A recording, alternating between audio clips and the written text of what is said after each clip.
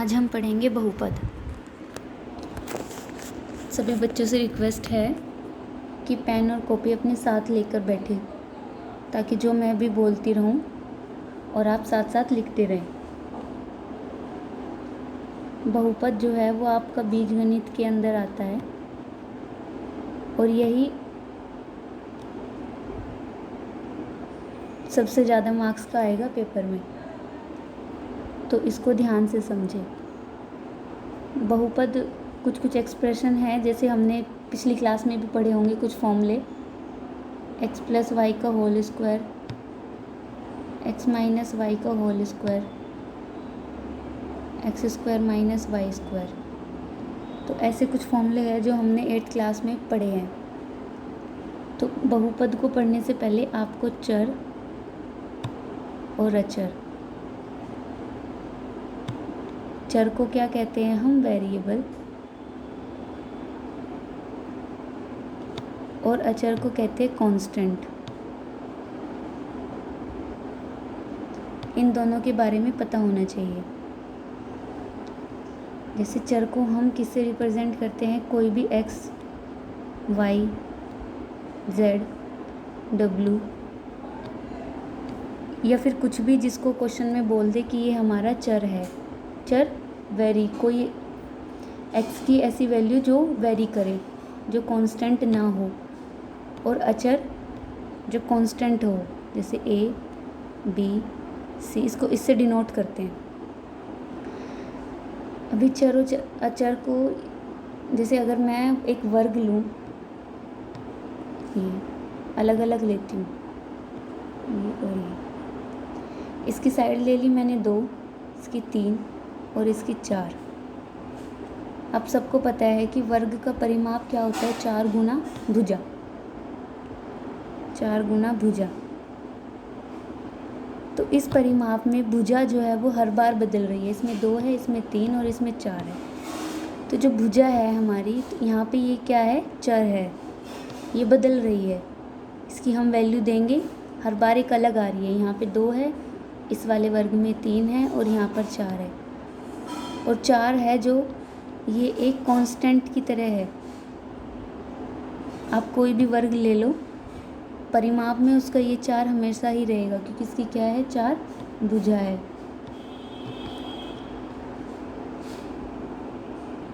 तो ऐसे एक्सप्रेशन जो हमें चर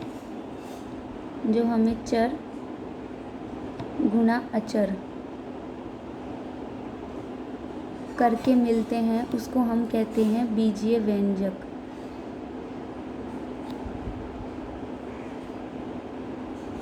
या फिर एल्जेब्रिक एक्सप्रेशन। ठीक है, अभी जो इसमें पढ़ेंगे वो हमारे क्या होंगे, बीजीय व्यंजक ही होंगे। एक बहुपद जो है वो भी एक बीजीय व्यंजक ही है। तो आप ऐसे देखिए, जैसे एग्जाम्पल के लिए मैंने लिया 2x, 3x, 4x स्क्वायर, या फिर कुछ भी 3√3x square plus 2x plus 1। तो ये सब क्या है, बीजीय व्यंजक है, क्योंकि इसमें क्या है कि चर और अचर दोनों हैं, और यहाँ पे भी क्या है, ये एक चर है और ये सब इसके साथ √3 एक अचर की तरह है, और x स्क्वायर, फिर प्लस 2x प्लस 1। तो अब बहुपद के लिए यहाँ बहुपद को कैसे डिफाइन करेंगे, इसके लिए आपको पूर्ण संख्या क्या होती है उसके बारे में पता होना चाहिए। आप सबको पता है कि अगर ये एक लाइन है, मैं यहाँ 0 ले लूँ, 1 ले लूँ, 2, 3, ऐसे ही इस लाइन पे हम अनंत तक जा सकते हैं। तो ये सब मिलकर पूर्ण संख्या बनाते हैं। ठीक है, तो पूर्ण संख्या के बारे में आपको पता चल गया। तो अब हम आते हैं बहुपद पर। अब कि बहुपद क्या है, अगर ये आपसे पूछने लग जाए कि बहुपद को डिफाइन करो, तो इसको कैसे करोगे। बीजीय व्यंजक हमने बता दिया कि चर और अचर के कॉम्बिनेशन को, उसकी गुना को हम क्या कहते हैं, बीजीय व्यंजक बनता है, हमारा एल्जेब्रिक एक्सप्रेशन होता है। अब बहुपद के लिए क्या है, तो बहुपद वो बीजीय व्यंजक है, बहुपद वो बीजीय व्यंजक है जिसमें चर की घात समझ आ रही है, जिसमें चर की घात क्या हो, एक पूर्ण संख्या हो। ठीक है, पूर्ण संख्या हो। घात अभी बताती हूँ। जैसे कि मैंने कुछ उदाहरण लिखे, x² + x + 1, तो ये क्या एक बहुपद है। तो क्या है डेफिनेशन कि बहुपद वो बीजीय व्यंजक है जिसमें चर की घात पूर्ण संख्या हो। तो हमारा इसमें क्या है, ये एक चर है, एक चर बहुपद है। वैसे तो होते हैं कई चर, लेकिन अभी तुम्हारी इस क्लास में 9th में सिर्फ एक चर के बारे में बात करेंगे। ये क्या है, एक चर बहुपद है। एक चर बहुपद कौन सा, x। ये x में बहुपद है ना, और x की घात इस वाले में देखो, सबसे ज़्यादा घात वाले ही हाईएस्ट डिग्री मानी जाती है उसकी, वही उसको घात कहेंगे। इसमें x की घात क्या है, 2 है, और इसमें x की घात क्या है, 1 है। तो ये क्या है, एक पूर्ण संख्या है, कोई अपूर्ण नहीं है। जैसे कि अगर मैं लिखूं x + 1/x, तो क्या ये एक बहुपद है, एक पॉलिनोमियल है। तो क्या देखेंगे कि इसमें चर की घात एक पूर्ण संख्या है या नहीं है। तो इसको मैं ऐसे भी लिख सकती हूँ, x + x की घात, अगर इसको ऊपर लेके जाएंगे तो ये हो जाएगा -1। तो यहाँ पर क्या है कि यहाँ तो x की घात 1 है, और यहाँ क्या है, -1 आ गया। ये तो एक पूर्ण नहीं है। पूर्ण संख्या तो 0 से लेके 1 तक होती है, 0 से लेके अनंत तक होती है। तो यहाँ तो ये आ गया, तो इसलिए ये क्या है, एक बहुपद नहीं है। तो ऐसे एक्सरसाइज में भी कुछ क्वेश्चंस है, तो वो भी करने हैं। ऐसे पूछेंगे वो कि बताओ कि कौन सा इसमें पॉलिनोमियल है, तो वो आपको घात के आधार पर बताना है। डेफिनेशन समझ आ गई ना। ऐसे बीजीय व्यंजक जिसमें चर की घात एक पूर्ण संख्या हो।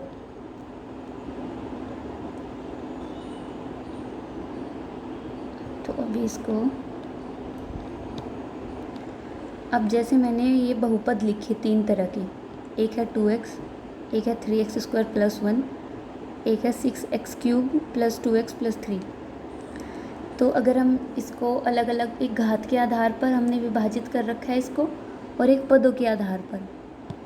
ठीक है, अब पदों के आधार पर देखो, यहाँ पे जो चर और अचर मिलके एक पद बना रहे हैं। यहाँ पे हम पदों को जोड़ते हैं प्लस से या फिर माइनस से। तो यहाँ क्या है, सिर्फ एक ही पद है, कोई प्लस का साइन नहीं है, कोई माइनस का साइन नहीं है। तो इसलिए इसको हम बोलेंगे एक पदी बहुपद, एक पद बहुपद। दूसरे वाले में क्या है, 3x² + 1, दूसरा जो पद है ये भी एक पद है। इसको हम कैसे लिख सकते हैं, 1x⁻0, इसकी घात 0। किसी भी चर की घात अगर 0 है तो वो एक ही होता है, ये तुम्हें याद रखना है। और यहाँ पे ऐसा ही है। तो ये क्या होगा, 2 पद हो गई, एक पद ये रहा और दूसरा पद ये रहा। तो इसलिए इसको क्या बोलेंगे, द्विपदी बोलेंगे। त्रिपदी में नाम से पता लग रहा है कि इसमें 3 पद होंगे। यहाँ प्लस या माइनस कुछ भी आ जाए वो कुछ नहीं, लेकिन ये पूरा एक पद है, ये दूसरा है और ये तीसरा है। तो इसको हम क्या बोलेंगे, 3 पदी बहुपद। अब ऐसे ही घात के आधार पर भी है। घात के आधार पर अगर एक पद है तो उसको बोलते हैं रैखिक बहुपद, अगर 2 पद है तो उसको बोलते हैं द्विघात, रैखिक को लीनियर, द्विघात को क्वाड्रेटिक, द्विघात मतलब जो चर की घात है वो क्या है, 2 है, इसलिए इसको द्विघात। और अगर चर की घात 3 है, यहाँ 3 है इसकी घात, सबसे ज़्यादा घात यही देखते हैं, सबसे ज़्यादा घात कितनी है चर की, तो फिर इसको बोलते हैं त्रिघात। तो ऐसे याद रखना है कि बहुपद को हमें घात के आधार पर भी 3 भागों में बांट रखा है और पदों के आधार पर भी 3 भागों में बांट रखा है। तो अभी मैंने ये क्वेश्चंस दिए, इसमें ये पहचानना है कि कौन सा बहुपद है तो सारे एक चर में, ये भी x चर, यहाँ पे भी x और यहाँ पे t, कुछ भी हो लेकिन ये एक ही चर बहुपद है। तो अगर मैं कहूँ कि इसमें पहचानो कि कौन सा एक बहुपद है या फिर कौन सा पोलिनोमियल है, तो फिर से वही डेफिनेशन याद होनी चाहिए कि हम किसी भी बीजीय व्यंजक को बहुपद कब कहेंगे, अगर उसमें चर की घात एक पूर्ण संख्या है। तो हमें यहाँ क्या देखनी है, हर पद में चर की घात देखनी है। जैसे यहाँ क्या एक्स स्क्वायर है, ये एक पूर्ण संख्या है, x की पावर 2, x की घात क्या है 2 है। इसको कैसे लिख सकते हैं, 2 x की घात -1, ऊपर जाएगा तो इसकी घात -1 हो जाएगी और ये है 7। ये क्या √3 है, ठीक है। लेकिन यहाँ x की घात कितनी है, तुम्हें सिर्फ चर देखना है, चर की घात क्या है। ये नहीं कि किसी कांस्टेंट नंबर की कोई अचर है तो फिर उसकी भी घात देखने लग जाओगे। जैसे इसको 3 को कैसे लिख सकते हैं, इसकी घात 1/2, √3 है ये, और इसकी घात यहाँ पे 2 है और ये 5 है। ये भी क्या है, एक बहुपद है, लेकिन ये एक बहुपद नहीं है क्योंकि इसमें क्या है, x की घात -1 है। इसमें क्या है, t जो है उसकी घात क्या है 1/2 और ये 1 है। तो इसमें भी जो घात है वो क्या है, एक अपूर्ण संख्या है, ये क्या है, फ्रैक्शन में है। तो यहाँ पे ये भी एक बहुपद नहीं है। तो ऐसे क्वेश्चंस मैं दूंगी होमवर्क के लिए जिसमें तुम्हें पहचानना है कि कौन सा बहुपद है या नहीं है। तो अब हम ये पहचान गए कि अगर चर में हमें दिया हुआ है कोई बहुपद, हम उसको घात के आधार पर ये बता सकते हैं कि क्या वो एक बहुपद बना रहा है या नहीं।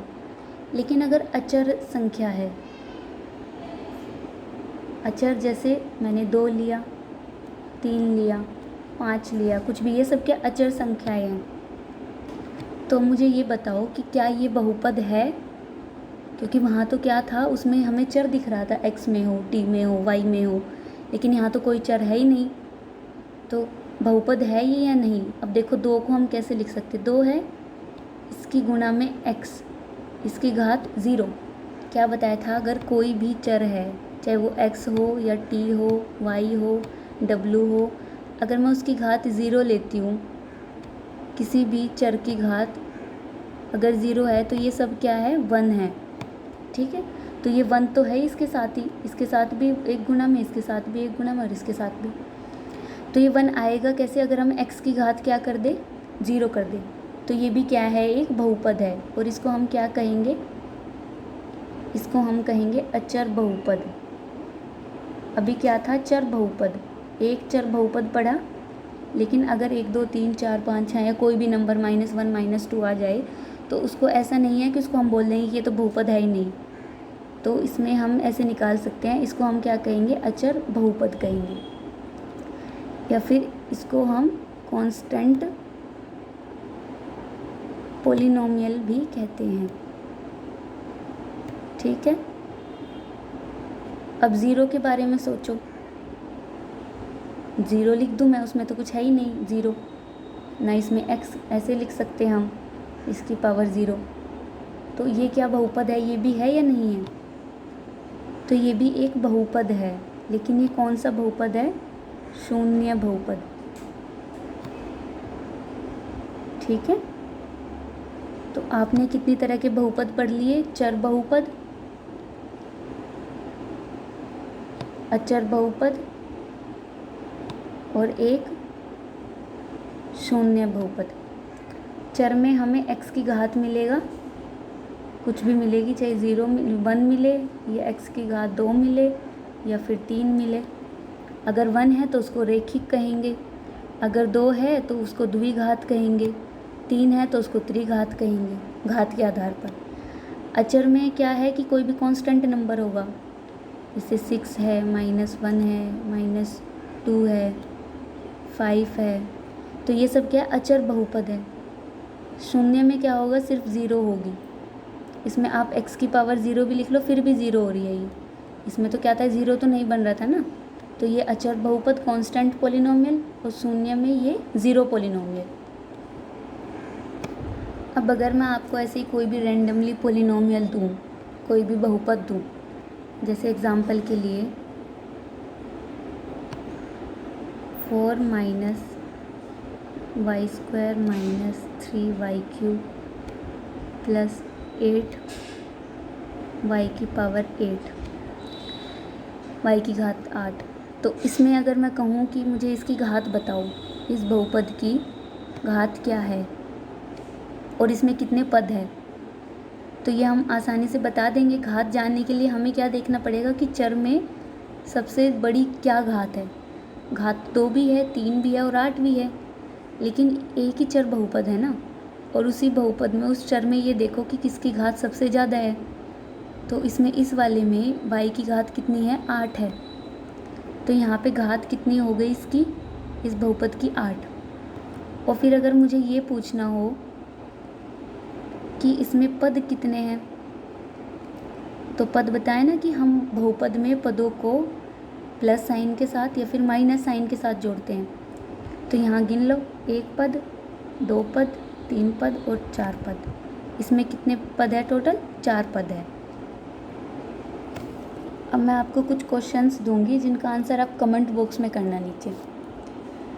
जैसे एक है कि इसमें ये बताना है कि इसमें से कौन सा पोलिनोमियल है, कौन सा बहुपद है।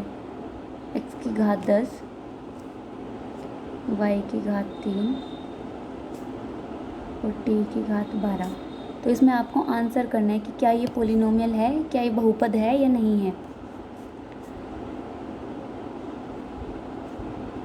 एक और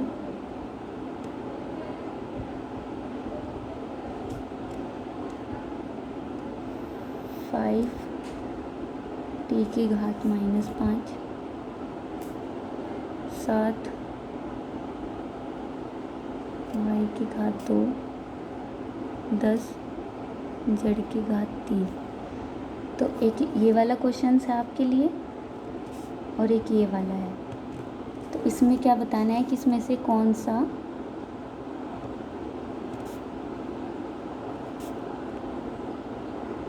बहुपद है, जो मैंने आपको समझा दिया है।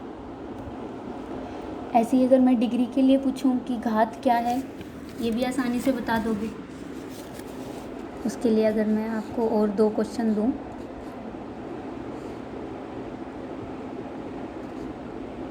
कि इसमें इसकी क्या घात है।